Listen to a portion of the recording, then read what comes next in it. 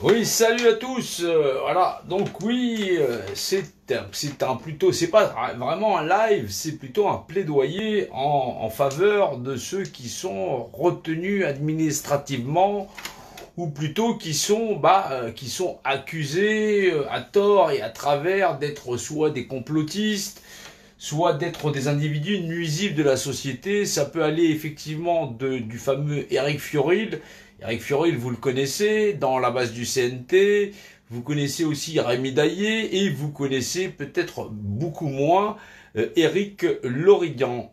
Alors oui, ce sont tout un tas d'individus et là la liste peut être très très longue, ça va de Louis Fouché à effectivement même moi-même, où effectivement on se retrouve avec le Covid, on a toutes ces institutions de société, toute cette problématique sociétale où fondamentalement les gens sont taxés de complotisme ou j'en passe et des meilleurs. Alors c'est un plaidoyer non pas simplement pour Eric Fiorile, parce que Eric Fiorile, vous doutez bien que c'est quelqu'un qui a fabriqué le CNT, qui a essayé d'impliquer les citoyens, les citoyennes dans une implication citoyenne à revoir, à réviser, voire régulièrement la société, c'est apporter un œil exacerbé sur la société et les problèmes que nous rencontrons vis-à-vis effectivement d'une élite qui nous dirige. Bien sûr, ce n'est pas le fait de dire qu'effectivement, pour l'instant, il est encore retenu parce que on le tient incarcéré parce que, soi-disant, ce serait contre les intérêts de la nation et il serait plutôt accusé d'être effectivement un complotiste ou que les argumentaires qu'il soulève seraient de nature à soulever tout un tas de problématiques. Alors, ce n'est pas simplement Eric Fiorile, parce qu'on peut aller jusqu'à Rémi Daillé, j'en passe et des meilleurs. Mais là, on va développer Eric Fiorile pour la cause, parce que Eric Fiorile, il s'est aperçu il y a très très tôt que la société n'allait pas bien. La société n'allait pas bien et que fondamentalement, tant qu'on la nourrissait avec du pain et des jeux, le problème SDF, la société qui part en déliquescence, tout le monde n'en a rien à cirer. Ça n'est pas un complotiste, c'est quelqu'un qui a essayé effectivement de faire le procès de la société. C'est un procès d'intention ou dans l'art de moraliser un peu plus la société, à se concerner à ses problèmes de société. Donc, non pas qu'Eric Fiorile soit quelqu'un qui ait décidé volontairement de se lever contre le système ou contre le compas et l'équerre, mais bien dans l'art de conscientiser tous les individus à dire que nous vivons en société et que cela concerne toute la société dans l'art de comprendre réellement le monde dans lequel nous vivons. Il en est de même pour Rémi Daillet qui trouve injuste effectivement ce que vit la France et ce que nous vivons. 11 millions de pauvres et effectivement les crimes qu'on peut rencontrer dans les ASE ou quoi que ce soit, alors qu'effectivement des rapports d'État, et là j'en passe depuis 2009 et encore, et ceux qui ont suivi, sont effectivement la bérésina, si on peut dire, dans l'art de dire que nous vivons dans un crime organisé où tout le monde en a strictement rien à foutre. Alors oui, ce sont des individus divers et très disparates parce qu'on se rend compte que Éric Loridan, quand il dit que le port du masque, les tests PCR sur des enfants sont une aberration, et qu'on se retrouve avec un gouvernement qui dit le port du masque ne sert à rien, lundi, mardi il change mercredi il change son fusil d'épaule. On a affaire à des individus, par exemple pour Éric Loridan, qui dit que fondamentalement on a une problématique où la société ne sait pas se regarder en face, ne sait pas analyser la situation, et forcément, on a des gens d'expérience, de métier, qui vont signifier au système en place que des choses ne vont pas. Et effectivement, Eric, qu'est-ce qu'il fait? Il dit, moi j'opère dans des blocs opératoires, et effectivement, nous utilisons le masque, mais dans des cas très précis, mais ces masques ne nous protègent pas du virus, et c'est déjà marqué sur la boîte. Hein. Vous achetez vous-même une boîte et il y aura marqué « Ceci ne vous protège pas des virus ». Et donc pratiquer de tests PCR vis-à-vis des enfants où effectivement de larges études ont montré que les enfants étaient très peu porteurs, ou même très peu véhiculaires, elles ne sont quasiment pas concernées face à une maladie qui touche 0,0% des gens. Vous imaginez bien que c'est pas... Ouais, on a plus de chances de mourir SDF, exactement. C'est terrible, mais c'est quasiment comme ça. Oui, c'est terrible parce qu'on a beaucoup plus de chances de mourir d'obésité ou du cancer du pancréas ou effectivement du cancer du tabac. Donc ce sont des gens très pragmatiques qui font valoir le fait qu'effectivement ils sont des professionnels dans leur qualité et via les incohérences de l'État, Éric Loridan, il fait valoir effectivement que il va peut-être en tant que citoyen déjà praticien dire bah, je vais apporter ma pierre à l'édifice dans l'art en plus d'être un atout majeur et d'éclaircir un peu cela. Et aujourd'hui Éric est inquiété parce qu'il a fait une vidéo qui dénonce effectivement les tests PCR sur les enfants, mais en plus de ça, on se rend bien compte qu'Éric est taxé d'être un complotiste ou quelqu'un qui essaierait de nuire à la société. Ben vous voyez bien que c'est complètement débile au plus haut point, alors que l'État, on se retrouve avec un chargé de communication, en l'occurrence madame je sais pas quoi avec une grande tignasse, voilà, je sais plus tellement son nom, voilà, et qui dit je sais même pas mettre un masque. Donc pour vous dire, si lundi on met des masques, mardi on les enlève, mercredi on les remet, jeudi on les enlève, c'est quand même beaucoup plus adéquat que des professionnels de la santé puissent donner là leur opinion, alors que moi-même je ne suis pas professionnel de santé, mais je trouve quand même beaucoup plus cohérent de voir un médecin débouler et dire écoute monsieur Jeannot, il va falloir que tu te calmes, t'es pas médecin, et grosso modo moi mon expérience de chirurgien, de praticien, c'est que le masque ne sert pas dans ces méthodologies là, surtout que au niveau de communication, on n'a pas affaire à des médecins ou sinon à des gens qui ont une formation médicale tout juste à faire l'infirmière et à se faire des teintures blondes sur des plateaux télé, et là je sais de quoi je parle, qui sont même pas diplômés de médecine, viennent nous parler de médecine. Donc c'est mieux qu'ils la ferment et ce serait mieux ainsi.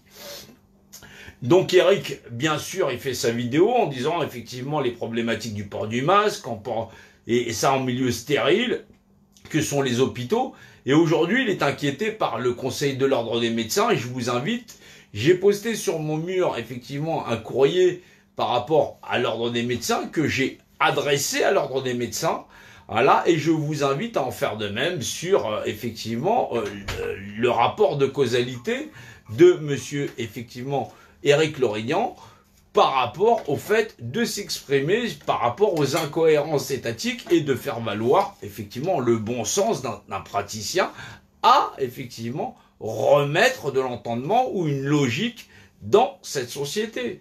Ça n'est donc pas quelqu'un qui cherche à nuire, mais qui cherchait à apporter sa pierre à l'édifice et qui normalement ne devrait pas subir les foudres du Conseil des médecins. Et je vous invite, parce que effectivement le seuil c'est le 9, à adresser vous-même des courriers déjà rien que pour Éric, parce qu'effectivement c'est un très bon praticien et qu'il a toujours exercé dans la société en étant quelqu'un d'intègre, à faire effectivement évoluer notre société. Vous êtes malade, vous avez affaire à des praticiens qui sont très honnêtes et qui ne sont pas intéressés par votre aspect pécunier dans l'art de toujours vous entretenir, que vous soyez toujours médicalisé, mais bien de trouver un remède à vos problèmes dans cette société, qu'il soit de santé ou de matière psychologique, parce que des médecins, il en existe toutes plein de catégories, et effectivement, dans l'art de valoriser ce que vous êtes d'être humain, dans l'art de tous exister en société. Alors, je vous invite à adresser vous-même un courrier à l'Ordre des médecins. Vous pouvez trouver les adresses mail via Internet, peu importe votre région, mais que ces courriers touchent suite et dans une logique qui ne soit pas démagogique, parce qu'effectivement, Éric n'a pas fait cela pour nuire à la société ou nuire au gouvernement, mais bien pour apporter sa pierre à l'édifice à une gouvernance qui a elle-même failli au fait d'avoir une logique saine et pérenne dans une logique, effectivement, à vouloir peut-être préserver la santé des Français. Ça, c'est des enquêtes qui le diront par rapport aux intentions de l'État et de cette gouvernance, mais là, vous n'êtes pas l'heure et vous-même, et vous êtes capable d'avoir cette certaine clairvoyance. Alors, oui, je vous invite réellement à soutenir Éric Loridan, excusez-moi, parce qu'effectivement, il y a ce côté basque qui revient avec ses prononciations, mais qui doivent faire valoir que effectivement, ça n'est pas quelqu'un de nocif, il a agi en tout acquis de conscience et en tant que bon professionnel a essayé d'y apporter de la clairvoyance, un petit peu comme Louis Fouget ou tout d'autres qui, par leur expérience, vont essayer de dire nous sommes des praticiens, nous connaissons notre métier et nous, dans cette problématique que rencontre cette société, parce qu'on se rend bien compte que ça va engendrer un grand chaos, à la fois chez les commerçants, c'est dans le cadre de l'emploi, d'exister en société, et nous avons connu un confinement, 2 confinements, 3 confinements, et dans cette logique-là, il trouve que ça n'est pas logique d'entretenir des éléments qui sont un petit peu trop orientés et qui vont générer dans un certain nombre de familles ou certaines couches socio-catégoriques jusqu'à des suicides chez des commerçants ou même chez des kidams, c'est-à-dire des individus qui sont dans la société, qui n'ont plus de cadre à l'emploi, qui n'ont plus la possibilité de travailler, qui n'ont plus la possibilité de pouvoir payer leurs factures et qui vont mener jusqu'à la mort. Et là, c'est pas un virus qui les a tués, c'est le fait de mal organiser la société, et c'est donc un problème de représentativité qui nous est présenté, et vous savez qu'en représentativité, on est suffisamment calé pour pouvoir leur faire face. Alors oui, pour Éric Loridan, c'est très important de pouvoir écrire directement au Conseil de l'ordre de médecins et de dire qu'effectivement, si Éric a agi de la sorte et qu'il a effectivement dénoncé et à la fois les tests PCR vis-à-vis des enfants et aussi le port du masque en milieu qui est extérieur, c'est bien parce que la politique de l'État est d'une nature à être des plus incohérentes. Ce n'est pas pour critiquer l'attitude de l'État, mais en regardant bien face à face, on voit bien l'incohérence de le masque, oui, non, oui, peut-être, oui, c'est la fête de la bière, oui, bah, c'est pas la peine, on va pouvoir faire la fête. C'est-à-dire, quelle est donc réellement cette politique socio-sanitaire? A-t-on réellement une réelle politique de veille sanitaire en cas d'urgence? La réponse, elle est non, vous le savez très très bien. Donc oui, je vous invite à soutenir Éric Loridan, parce que il faut absolument que ces courriers, faits à votre manière, soulèvent cet état de fait que, effectivement, nous avons affaire à une politique d'État qui est très incohérente, qui a généré de nombreux morts sociétales, parce que des gens sont fichus à la rue, que des commerçants se sont suicidés parce qu'ils n'ont pas pu exercer leur activité et que notre société est complètement déchirée. Et c'est bien normal. Maintenant, je parlerai d'Éric Furul parce qu'effectivement, je soutiens formellement Éric Furul et je le soutiens du plus grand bien parce que il a été effectivement un acteur majeur, le CNT, qui est effectivement l'émancipation de l'être humain à se faire valoir, non pas dans la compréhension que j'exprime, mais qui est déjà un avancement, non pas dans le cadre de nuire à la société, mais bien d'en être un atout majeur dans l'art de dire est-ce que vous êtes capable de vous conscientiser? Vous existez en société et est-ce que vous savez que chaque individu dans cette société est important l'un pour l'autre? Donc oui, il est facile de fouler quelqu'un qui est tombé à terre et de dire effectivement on va le piétiner, mais n'est-il pas lui-même l'initiateur d'un mouvement qui est bien plus grand que lui-même et qui perdure au-delà de lui-même dans l'art de dire des individus vont pouvoir s'assembler, réfléchir au modèle de société et pouvoir se conscientiser. C'est en ça où je salue réellement l'action d'Éric Furul, de son fils qui le soutient, mais qui n'est pas aujourd'hui là, effectivement, ou à qui je vais pouvoir rentrer en communication, parce qu'effectivement, nous sommes la France, nous sommes les Français, nous sommes différentes peuplades et nous sommes nations. Nous ne sommes pas un pays, nous sommes plusieurs pays. Voilà, chacun ses origines, le mien c'est le basque. Voilà, je salue les Bretons, je salue les Corses. Nous avons chacun nos identités, chacune nos cultures, mais nous sommes des peuples frères. Nous assumons ce que nous sommes en tant qu'identité. Nous-mêmes montagnards, nous savons qu'effectivement, le fruit de notre labeur, c'est travail, famille, patrie. C'est la devise du Basque. Ça n'est pas une devise franc-mac où j'en passe et des meilleurs. Le travail, c'est ce qui fortifie notre famille, et notre famille, c'est notre patrie. C'est important de le savoir. Peu importe ce qu'ils ont voulu en reprendre, nous sommes les Basques, nous sommes le plus vieux peuple d'Europe, et nous revendiquons cette place. Nous revendiquons cette place en tant que sagesse mémorielle de l'Europe, parce que nous sommes le plus vieux peuple d'Europe. Nous sommes la montagne, je suis Mendy, je suis dit la montagne. C'est normal, c'est mon devoir de famille. Je salue tous les peuples de France, de toute notre nation, et je les aime profondément. Et c'est normal. C'est normal que le savoir du montagnard, de la montagne puissante qui régit l'univers et de ses lois, nous ramène à ces lois, la volumique. Je ne suis qu'un point dans l'univers, je ne représente que moi-même, et effectivement, je le partage avec mes frères. Mais en aucunement, cette représentation ne puisse être donnée à mon frère dans l'art d'être représentant de moi-même. Nous, Basques, nous savons ce savoir, cette connaissance, et nous faisons la guerre à tout ce que nous appelons l'occupant depuis très longtemps. Les Corses le font aussi, les Bretons l'ont fait aussi. C'est très difficile de partager ce savoir parce que les hommes y sont hermétiques. Pour ce qu'il en est de Rémi Daillé, il s'est engouffré dans le cadre où effectivement il a vu dans la nation française une grande souffrance humaine et il y a exercé quelque chose qui était très maladroit de sa part. Bien sûr, il y a l'enlèvement de la petite Mia, mais c'est normal, il est sensible à la souffrance humaine. Il est sensible aussi à la souffrance de notre nation, et c'est logique. Beaucoup de gens se lèvent en disant, ce sont des monstres qui sont là-haut, ceci, cela. Nous ne sommes pas là pour nous lever les uns contre les autres, ni le haut vers le bas, ni le bas vers le haut. Nous devons comprendre que nous sommes des êtres humains et c'est pour ça que nous devons avancer. Notre ennemi le plus profond, ce sont les individus qui ne veulent pas se réveiller au fait que nous sommes, non pas des humains, mais bien des êtres humains parce que nous sommes capables de le conscientiser.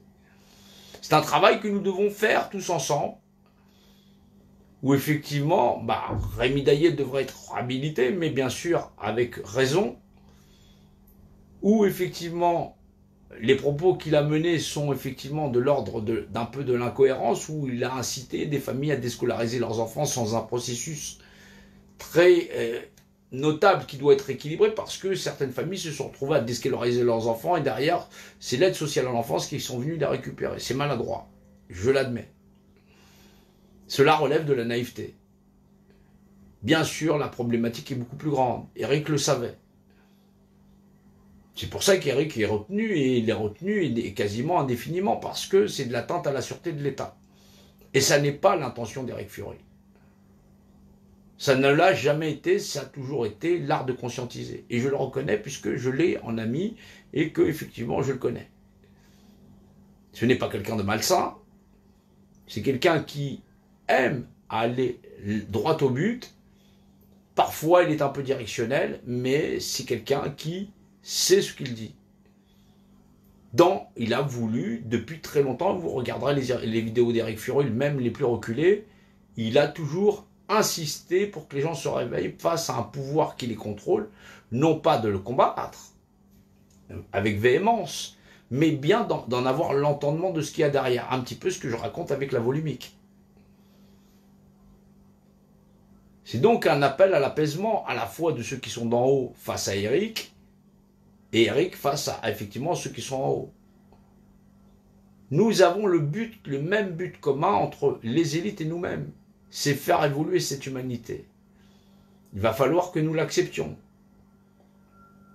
Sur le terrain, cela doit se marquer avec effectivement des actions qui doivent être de l'ordre de conscientiser. Ramener les gens à la dimensionnalité, au rapport de vérité. Je ne suis qu'un point de repère représenté dans l'espace, et l'autre est un équivoque que moi. Nous sommes des équivoques, nous sommes des êtres égaux. Nous sommes la valeur légale. Nous sommes légaux l'un des autres. Nous sommes valeur de justice. C'est un travail que nous devons faire tous ensemble. Bien sûr, entre Eric et Rémi, puisque nous avons Éric Loridan,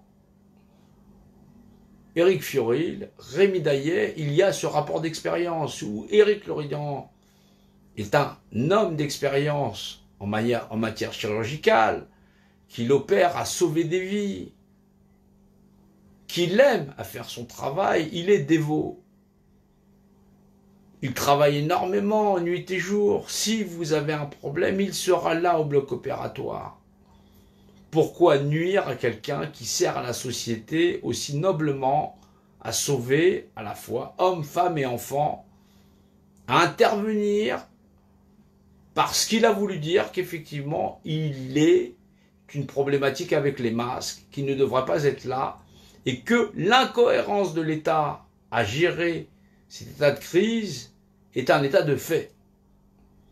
Je vous invite réellement à visualiser le courrier que j'ai fait, à rédiger le même et à voir et à récupérer le mail de l'ordre des médecins dans l'art favorable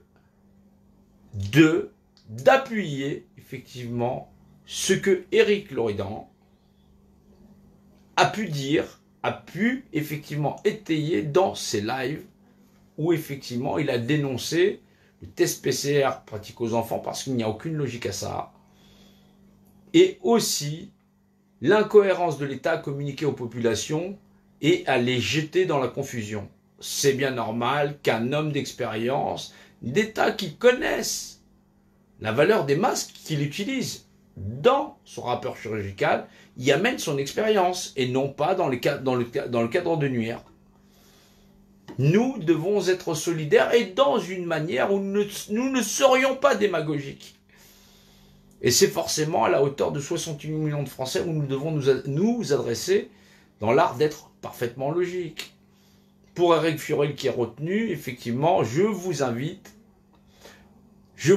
formellement, effectivement, à soutenir, effectivement, au niveau, effectivement, institutionnel, le plus haut niveau de l'État, de faire suivre des courriers qui disent qu'effectivement, il n'est pas nuisible. C'est une ouverture de conscience face à, effectivement, à l'universalité où il nous ouvre. Et donc, dans l'art de nous conscientiser, il n'est pas plus nuisible que ça.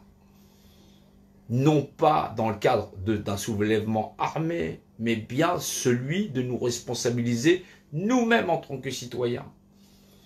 Je connais Éric et je ne l'ai toujours vu que dans ça. Lorsqu'il invective avec force, c'est toujours dans l'art de conscientiser. Parfois c'est maladroit, c'est normal, nul n'est parfait, je ne le serai pas moi-même.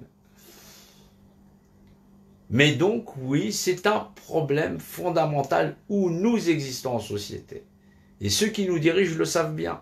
Cela est notre processus d'évolution et nous allons nous éveiller, personne réveillée à notre propre humanité, dire qu'effectivement c'est un travail d'équipe où nous allons fonctionner comme un seul groupuscule dans l'art de réveiller les autres et d'avancer. Quant à Rémi Daillet, il doit apprendre aussi que effectivement la fougue, la jeunesse ne sont pas forcément le bon avatar au fait de faire valoir la sagesse et la force dans l'art de progresser et la compréhension de tous. C'est normal.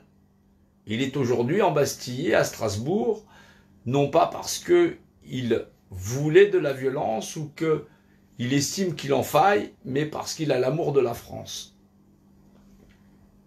Nous sommes Français nous-mêmes et nous avons ce même amour pour notre patrie, pour nos peuples frères, parce que depuis des millénaires, nous sommes un et indivisibles.